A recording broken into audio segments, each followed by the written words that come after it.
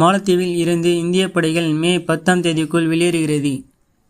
மாலத்தீவு அதிபர் முகமது முய்சு இந்தியாவுக்கு எதிரான நிலைப்பாட்டை எடுத்து வருகிறார். மாலத்தீவில் உள்ள இந்திய இராணுவ படை மார்ச் 15ஆம் தேதிக்குள் வெளியேற வேண்டும் என கேட்டுக்கொண்டுள்ளார். மாலத்தீவு அதிபர் முகமது முய்சு இந்தியாவுக்கு எதிரான நிலைப்பாட்டை எடுத்து வருகிறார். சீன ஆதரவாளரான அவர் மாலத்தீவில் உள்ள இந்திய இராணுவ படை மார்ச் 15ஆம் தேதிக்குள் வெளியேற வேண்டும் என்று கேட்டுக்கொண்டார்.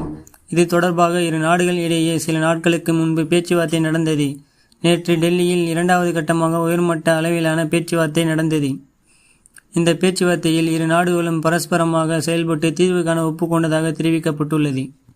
இது குறித்து மாலத்தீவு வெளியுறவுத்துறை அமைச்சகம் கூறும்போது, கூட்டாண்மையை மேம்படுத்துவதற்கான நடவடிக்கைகளை அடையாளம் காணுதல், நடப்பு வளர்ச்சி ஒத்துழைப்பு திட்டங்களை விரைவுபடுத்துதல் உட்பட இருதரப்பு ஒத்துழைப்பு தொடர்பான